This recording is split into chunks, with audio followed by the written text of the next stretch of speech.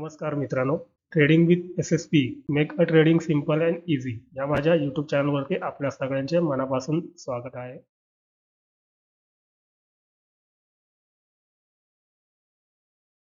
आपण 2 एप्रिल 2024 साठी आपण अनालिसिस करत आहोत. मार्केट प्रिडिक्शन करणार आहोत आपण. जसं आपण काल केलं होतं. काल आपला व्ह्यू बुलिश होता. सगळीकडून आपल्याला बुलिश सेंटिमेंट भेटलं होतं. पण त्याप्रमाणे काय मार्केट आज नव्हतं. आज साईडवेजच मार्केट होतं. ओपन तर गॅप अप झालं मार्केट, पण आपला जो व्ह्यू होता रेजिस्टन्सला ब्रेकआउट केल्यावरती आपण एंट्री करणार होतो. पण आज काय मार्केटचा मूड नव्हता व्यवस्थित, त्याच्यामुळं काय मार्केटनी आज मला एंट्री दिली नाही मार्केटमध्ये. तर पाहूया उद्या कशा प्रकारे मार्केट राहील ते. तुम्ही आधी ग्लोबल मार्केट पाहू शकता.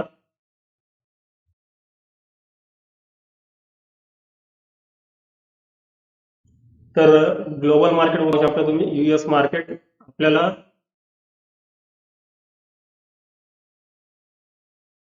पाहू शकता. इथे युएस मार्केट आपल्याला व्हेरी बुलिश दिसतंय आणि इथे तुम्हाला एक लेफ्ट साईडला कॉर्नरला ग्रीन मध्ये तुम्हाला असं सिम्बॉल दिसत असेल. तर हा ग्रीन सिम्बॉल हे दर्शवतं आपल्याला की आता ग्लोबल मार्केट चालू आहे. आपलं मार्केट तर बंद झालं आणि ग्लोबल मार्केट आता चालू आहे. तर पाहू शकता इथे युएस मार्केट आपल्याला व्हेरी बुलिश सिग्नल देत आहे.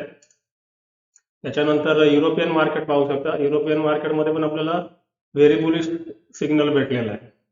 तर आणि एशियन मार्केटमध्ये आपल्याला थोडं न्यूट्रल दिसतंय मार्केट. पाहू शकता तुम्ही इथे.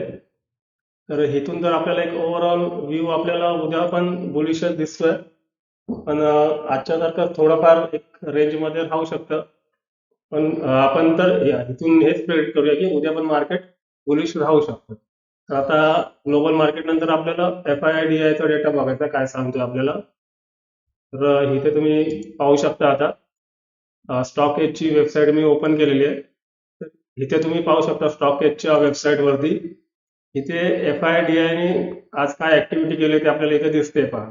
तर इथे FII ने कॅश मार्केटमध्ये 522 रुपयाची 522 करोडची सेलिंग केलेली आहे आणि DI ने कॅश मार्केटमध्ये 1208 करोडची बाईंग केलेली आहे.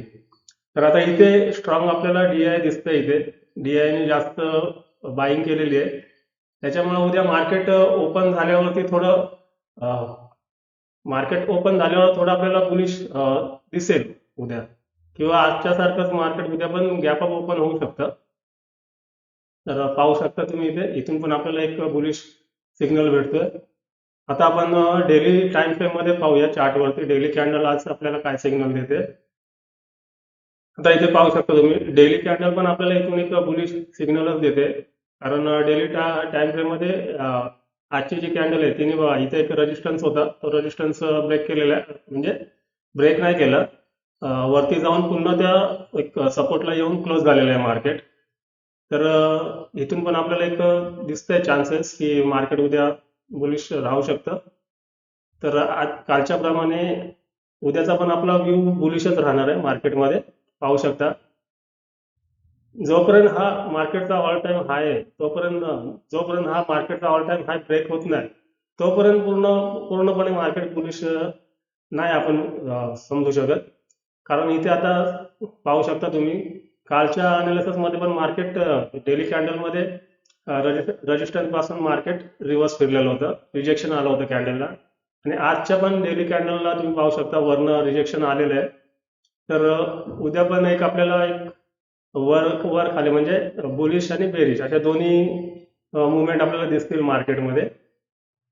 तर आता आपल्याला ग्लोबल मार्केट तर बुलिश सांगते आणि FIDI चा डेटा पण आपल्याला बुलिशच सिग्नल देतोय.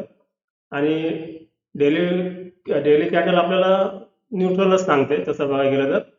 कारण इथून कॅन्डलला रिजेक्शन आलेलं आहे, पण बाईंग प्रेशर आलेली आहे, तशी तेवढीच सेलिंग प्रेशर पण आलेली आहे आजच्या डेली कॅन्डलमध्ये. त्याच्यामुळे उद्या पण आपल्याला एक दोन्ही साईडला मुवमेंट दिसू शकते, कॉल साईडला पण आणि पुट साईडला पण. तर आपण आपला व्ह्यू आपण बुलिशच ठेवणार आहोत. कॉल साईडलाच एंट्री करणार आहोत उद्या. तर आपल्या व्ह्यू प्रमाणे आपल्याला आता चार्टवरती लेवल ड्रॉ करायचे. लेवल ड्रॉ करायला आपल्याला 15 मिनिटाचा टाइम फ्रेम यूज करायचा आहे. पाहू शकता तुम्ही इथे 15 मिनिटाचा टाइम फ्रेम मी यूज केलेला आहे. तर कारण 15 मिनिटाच्या टाइम फ्रेम मध्ये आपल्याला चांगल्या प्रकारे सपोर्ट आणि रेजिस्टन्स भेटतात, म्हणून 15 मिनिटाचा टाइम फ्रेम. तर लेवल कशा ड्रॉ करायच्या तुम्हाला माहितीच असेल. ज्यांना कोणाला माहिती नसेल त्यांनी कालचा व्हिडिओ पाहावा, किंवा लेवल कशा ड्रॉ करायच्या, डिमांड सप्लाय कसा ड्रॉ करायचा याच्यावरती मी व्हिडिओ बनवलेला आहे, तो जाऊन तुम्ही पाहू शकता. तर आता तुम्ही इथे पाहू शकता मार्केट इथे क्लोज झालेलं आहे. 22,468 ला मार्केट क्लोज झालेलं आहे. तर आपल्याला क्लोजिंग प्राइसच्या खाली सपोर्ट शोधायचे आणि क्लोजिंग प्राइसच्या वरती रजिस्टन्स ड्रॉ करायचे. चला तर मग आपण ड्रॉ करूया. तर या क्लोजिंग प्राइसच्या खाली आपल्याला पहिला स्विंग कुठे दिसतोय, इथे दिसतोय. तर हा आपला पहिला सपोर्ट झाला. तर तो सपोर्ट आपण पहिल्यांदा एक ड्रॉ करूया, एक हॉरिझॉन्टल लाईन घेऊन इथून एक आपण सपोर्ट ड्रॉ करूया. पाहू शकता इथे आपल्याला इथे पहिला एक सपोर्ट भेटलेला आहे.